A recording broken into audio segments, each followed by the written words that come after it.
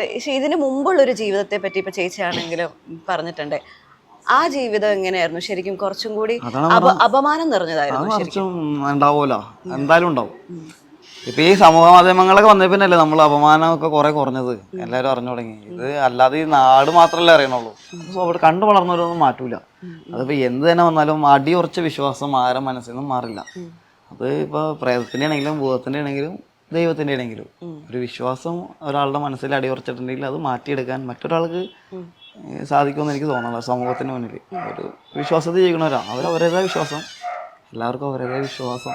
ഈ അപമാനം പ്രചോദനമാകുമെന്ന് കേട്ടിട്ടുണ്ട്. അങ്ങനെ മനസ്സിൽ ഒരു അപമാനം കൊണ്ട് ഇനി ജീവിച്ച് കാണിക്കണം ഉണ്ടായ ഒരു ഇൻസിഡന്റ് എന്തെങ്കിലും ഉണ്ടോ? എപ്പോഴും ആ ഒരു അപമാനമാണ് നീറിപ്പുകഞ്ഞാണ് ഞാൻ ജീവിക്കുന്നത് എന്നുള്ളൊരു ഇത്. ജീവിതത്തെ കുറിച്ച് മുന്നോട്ട് എനിക്ക് ഇപ്പോഴും വലിയ ധാരണ. ഞാൻ പിന്നോട്ട് നോക്കുമ്പോൾ ഞാൻ വന്ന വഴികൾ കാണാറുണ്ട്. മുന്നോട്ട് നോക്കുമ്പോൾ എപ്പോഴെങ്കിലും വീഴുന്ന ഒരു പറമ്പ കാണാറുള്ളൂ മുന്നിൽ. ആഗ്രഹവും മോഹവും സ്വപ്നവും പ്രതീക്ഷകളൊന്നും ഇതുവരെ ഈ നിമിഷമായിട്ടും വന്നില്ല. ആഗ്രഹിച്ചിട്ട് ഉണ്ടെന്ന് പറഞ്ഞാൽ ഒരു ശ്മശാനമാണ്, അത് ആഗ്രഹമുണ്ട്. അതല്ലാതെ മറ്റൊരു ജീവിതം നമ്മളെല്ലാവരും ജീവിക്കാൻ ആഗ്രഹിക്കുന്ന എന്തെങ്കിലുമൊക്കെ നേടാനായിരിക്കും. എനിക്ക് നേടാൻ ആ ശ്മശാനമുള്ള നേടാൻ ആഗ്രഹമുള്ളൂ. പിന്നെ മറ്റൊന്ന് പറയാനായിട്ട് ആഗ്രഹിക്കുന്നില്ല. അല്ല, അപമാനം ഉണ്ടായ അപമാനങ്ങളിൽ ഏറ്റവും വിഷമം ഉണ്ടാക്കിയത് എന്തായാലും അതെല്ലാം ഉണ്ടാവും. അത് പറയാനാണെന്ന് തീരൂല, ഇന്നെങ്ങാനും തീരൂല. കാരണം പലരും പല രീതിയിൽ അപമാനിക്കണം. കാർക്കി ചുപ്പവരുണ്ട്, എഴുന്നേറ്റ് വിട്ടവരുണ്ട്, ഭക്ഷണത്തിന് മുമ്പ് എഴുന്നേൽപ്പിച്ചിട്ടവരുണ്ട്. ആരും പേരെടുത്ത് പറയാൻ പറ്റില്ല കേട്ടോ. കാരണം ഇപ്പം അവർക്കും ചിലപ്പോൾ അത് ഒരു വേദന ഉണ്ടാവും. ഹോട്ടലിൽ നിന്ന് എഴുന്നേൽപ്പിച്ചിട്ടുണ്ട്, കല്യാണ വീട്ടിൽ നിന്ന് എഴുന്നേൽപ്പിച്ചിട്ടുണ്ട്, സ്വന്തക്കാരുടെ വീട്ടിൽ നിന്ന് എഴുന്നേൽപ്പിച്ചിട്ടുണ്ട്. ആരും വീട്ടിൽ കയറ്റിയിട്ടില്ല. എന്താ പറയുക, വല്ലയിടത്തും അടുത്ത് നോക്കുമ്പോൾ കളിയാക്കിയിട്ടുണ്ട്, കാർക്ക് ചുപ്പിയിട്ടുണ്ട്. ഒന്നും പറയാൻ പറ്റില്ല. പലതരത്തിലും അപമാനിച്ചിട്ടുണ്ട്. അപമാനം പലതരത്തിലും കിട്ടിയിട്ടുണ്ട്. ഓരോ തരത്വവും വ്യത്യസ്തമാണ്. അപമാനം ഒരേപോലെ അല്ല. പലതും പല രീതിയിലും പല വാക്കുകളാൽ വ്യത്യസ്തമാണ്. പല വാക്കുകളാൽ മൂർച്ചയേറിയതാണ്, പല വാക്കുകളാൽ ആഴത്തിൽ പതിക്കുന്നതാണ്. അതുകൊണ്ട് നമുക്കതിന് ഇന്നൊന്നുമില്ല, എല്ലാത്തിലും ഒരേപോലെ കിട്ടിയിട്ടുണ്ട്. സാർമാർ സപ്പോർട്ട് ചെയ്ത് പിന്നെ കുറേയൊക്കെ നിർത്തിയത് ഈ കളിയാക്കണവർ ഇതിലൊക്കെ പറഞ്ഞാലും സാർമാർ അവർ കുറേ കണ്ടുകൊണ്ടാണ് പിന്നെ നമ്മളോട് പിന്നെ കുറേ പേരൊക്കെ നിയമം തെറ്റിക്കണവരൊന്നും നമ്മുടെ അടുത്ത് നമ്മളെ നേരിട്ട് പറയണ്ടായത്.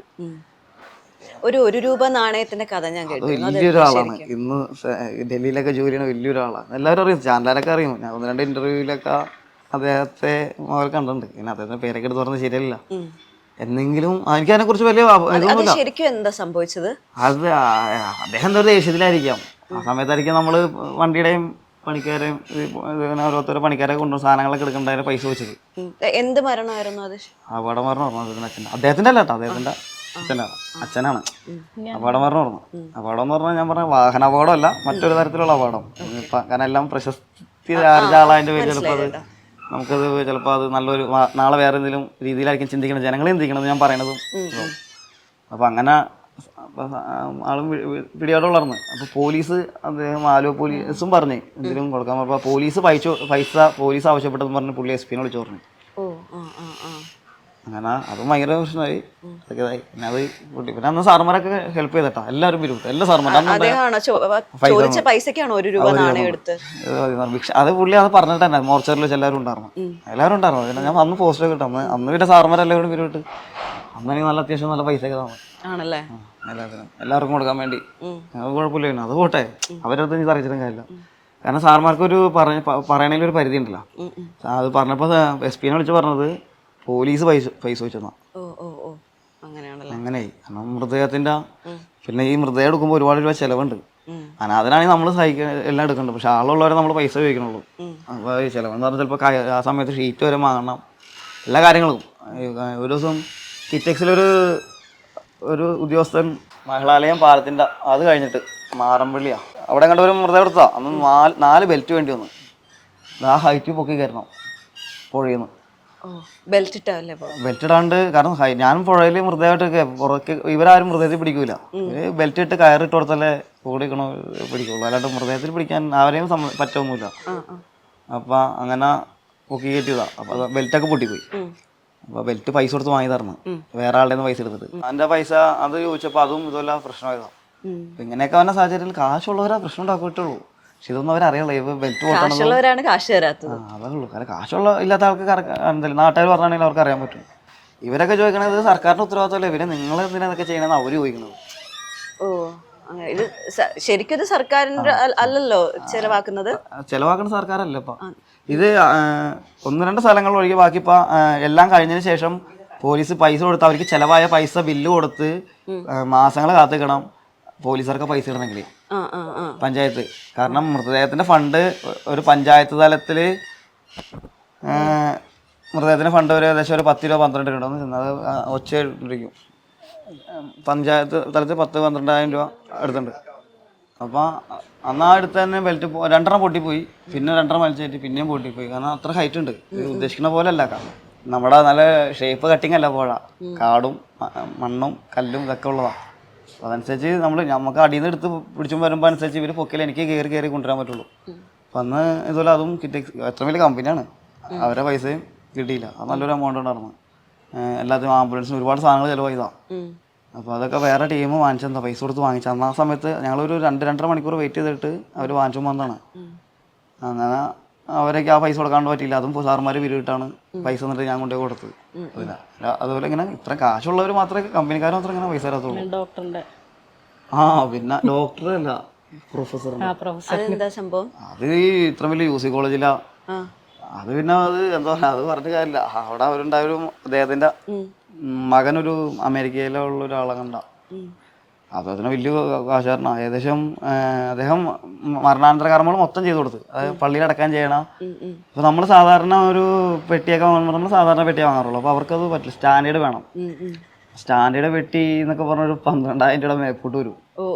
നമ്മൾ 4,000 രൂപ 3,500 ആ റേഞ്ച് പെട്ടി ആകുമ്പോൾ അവർക്ക് അത് പറ്റില്ല. എന്നാൽ ഏകദേശം എത്ര രൂപ പൂക്കൾ? 16,000 രൂപ പൂക്കൾ അല്ലേ ഉണ്ടായിരുന്നു. ഞങ്ങൾ 2,000 രൂപ പൂക്കളാകുമ്പോൾ അതൊക്കെ വാങ്ങി ഏകദേശം 75,000 രൂപയുടെ സാധനങ്ങൾ മാത്രം വാങ്ങി. 4 സെക്യൂരിറ്റിക്കാർ 2 ദിവസം എല്ലാ കാര്യങ്ങൾക്കും ഉൾപ്പെടെ 75,000 രൂപ ചിലവാക്കിയിട്ട് അത്രയും പൈസ നമ്മൾ 50,000 രൂപ എന്ന് പറഞ്ഞ് 50,000 രൂപ പുള്ളി പോയി കളഞ്ഞു. നമുക്ക് നഷ്ടല്ലേ. 25,000 കയ്യിൽ നിന്ന് പോയി. ബാക്കി ഇത് ചെലവായ പൈസ. പിന്നെ ഇവർക്ക് ശമ്പളമൊക്കെ കൊടുക്കണ്ടേ, പണിക്കാർക്ക് കൊടുക്കണ്ടേ, അത് സാധനങ്ങൾ വാങ്ങിയത്. ഇങ്ങനെയൊക്കെ കാശുള്ളവരെന്ന് മാത്രം. ബാക്കി പാവപ്പെട്ടവരാരും ഇന്നുവരെ അങ്ങനത്തെ ഒരു തരാണ്ടിരുന്നുള്ള 10 രൂപ കൂടാൻ പറ്റുള്ളൂ പാവപ്പെട്ടവരാണെങ്കിലും. എവിടെ രാഷ്ട്രീയക്കാരും കാശുള്ളവർ പൈസ തരാണ്ട് പോയിട്ടുള്ളൂ.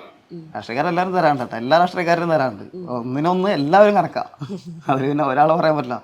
ഭരണത്തിലിരിക്കണവരെ എടുത്തിട്ടുണ്ട്, ഇല്ലാത്തവരെ എടുത്തിട്ടുണ്ട്. മക്കളാ അവരൊക്കെ അതൊക്കെ പോകും. അപ്പോൾ സാറന്മാർ പൈസ തരും. ചേച്ചി ഇപ്പൊ ചേട്ടൻ വന്ന ഓരോ അനുഭവങ്ങൾ പറയുമ്പോൾ ചേച്ചിക്ക് ഏറ്റവും മനസ്സിൽ വിഷമം ഉണ്ടാക്കിയ ഒരു കാര്യം എന്തായിരുന്നു? മനസ്സിൽ വിഷമം ഉണ്ടാക്കിയത് ഇവിടെ മാർക്കറ്റിലൊരു കുഞ്ഞിന്റെ മൃതദേഹം എടുത്തു. പേര് പറയാൻ പാടുന്നുണ്ട്, ഞാൻ പേര് പറയാതിരുന്നത്. കുഞ്ഞിന്റെ ആയിരുന്നു. പിന്നെ അവിടെ പോകുമ്പോൾ അത് കാണുമ്പോൾ ഉള്ള ഒരു ബുദ്ധിമുട്ട്. അത് ചേട്ടാ ശരിക്കും നമ്മൾ കേരളത്തിൽ എല്ലാവരും ഭയങ്കരമായി പ്രാർത്ഥിച്ച് നോക്കിയിരുന്നൊരു കാര്യമാണ് അത് ചേട്ടൻ അങ്ങനെയുള്ളൊരു അവസ്ഥ എന്താ? എനിക്ക് ശരിക്കും ചോദിക്കുമ്പോൾ എനിക്ക് എൻ്റെ തൊണ്ടയിടറി പോകുന്നുണ്ട്. അല്ല, എനിക്ക് അങ്ങനത്തെ ഒരു അതൊന്നുമില്ല. ഞാൻ അതിനെക്കുറിച്ചൊന്നും ഞാൻ അറിഞ്ഞില്ല. മിസ്സിങ്ങിൻ്റെ കാര്യങ്ങളൊക്കെ ശരി നടക്കേണ്ടത്. കാരണം എല്ലാ ദിവസവും കുട്ടികളും എനിക്ക് ഇതിപ്പോൾ നമുക്ക് ഒരു മിസ്സിംഗ് ഗ്രൂപ്പ് ഉണ്ട് കേരള പോലീസിൻ്റെ, സ്റ്റേറ്റ് പോലീസിൻ്റെ. അതിൽ പോലീസ്, ഫയർഫോഴ്സ്, ആർമി, മറ്റേ RPF എല്ലാവരും പെടും. അപ്പോൾ അതിൽ പിള്ളേരാണെങ്കിലും ഇപ്പോൾ ഈ പ്രായത്തിലുള്ളവരും ദിനചര്യ വന്നുണ്ട്. പക്ഷെ അതിലെനിക്കൊന്നും എനിക്കില്ല. മൃതദേഹം വരുമ്പോൾ വേറൊരു ഇതാണ്. എന്താ പറയുക, വലിച്ച് ജോലി ചെയ്ത് അതിൽ കുറേ പേര് മുതലാക്കി. അത് മാത്രമേ നമുക്കൊരു ദേഷ്യമുള്ളൂ ആ മൃതദേഹത്തിൽ. രാഷ്ട്രീയവും അത് കഴിഞ്ഞിട്ട് അടക്കം ചെയ്യാൻ പോണ സമയത്ത് പോസ്റ്റ്മോർട്ടം ചെയ്യണവരാരും ഉണ്ടായില്ല. മൃതദേഹത്തിൻ്റെ കൂടെ ചെയ്ത് കഴിഞ്ഞ് മെയിൻ വാതിൽ കളമശ്ശേരി തുറന്നപ്പോൾ പിന്നെ സമസ്ത ആൾക്കാരുമായി. പിന്നീട് അതിന് കാണിച്ചാൽ പിന്നെ പെട്ടി 1-3 പെട്ടി. അതൊക്കെ കുറേ പ്രശ്നങ്ങൾ ഇതിൻ്റെ ഒക്കെ ഇടയില്ല. ഇത് ജനങ്ങളറിയാത്ത കുറേ കാര്യങ്ങളുണ്ടായിരുന്നു. ആ കൊച്ചിനെ പെട്ടി വാങ്ങിയത് നമ്മളാണ് എല്ലാം അളവൊക്കെ പറഞ്ഞാൽ ആദ്യം ഒരു പെട്ടി അറേഞ്ച് ചെയ്ത് വെച്ചിട്ടുണ്ടായിരുന്നു. അപ്പോൾ ഇവരെ ഇഷ്ടത്തിനൊക്കെ പോയി വേറെ പെട്ടിയൊക്കെ വാങ്ങി. അതും കൊടുത്തിട്ട് വേറെ പെട്ടി വാങ്ങി. പക്ഷേ പോയ പെട്ടിയൊക്കെ എൻ്റെ പേരിലാണ് വന്നത്. ഞാൻ പറഞ്ഞു ഏൽപ്പിച്ചിട്ടുണ്ടായിരുന്നില്ല. അത് പിന്നെ വിളിച്ച് ക്ലിയർ ഒക്കെ ചെയ്തത്. പഞ്ചായത്തുകാർ കൊടുത്തോളാന്നൊക്കെ പറഞ്ഞു. പിന്നെ ഞാൻ പറഞ്ഞാൽ വിളിക്കില്ല ദൈവത്തോർത്ത്. 3 പെട്ടി എന്ന് പറഞ്ഞാൽ നിസ്സാര പൈസ അല്ല. പിന്നെ അത് ഇല്ലാണ്ടായി, കുഴപ്പമില്ല. പിന്നെ കുറേ പേര് അത് കഴിഞ്ഞ് മുതലെടുത്ത്. അപ്പോൾ പിന്നെ ഉണ്ടായ പ്രശ്നങ്ങൾ നിങ്ങൾ മാധ്യമക്കാർ കണ്ടിട്ടുണ്ടാവുമല്ലോ. അടക്കം ചെയ്യണ സമയത്തും അവിടെ ഉണ്ടായതും ഒക്കെ വേറും. പക്ഷെ ആ സമയത്ത് ചേട്ടൻ മാത്രമേ ഉണ്ടായിരുന്നുള്ളൂ. എടുത്ത് പോസ്റ്റ്മോർട്ടം ചെയ്യുന്നവരുണ്ട്. അതെല്ലായിടത്തും അങ്ങനെ ഉണ്ടാവുള്ളൂ. നമ്മളുണ്ടാവും, പിന്നെ ആൾക്കാരുണ്ടാവും. അതൊന്നും പറഞ്ഞില്ല. മുതലാക്കലാണുമ്പോൾ നമുക്ക് ദേഷ്യം തോന്നണം. അല്ലാണ്ട് വിഷമമല്ല. അതും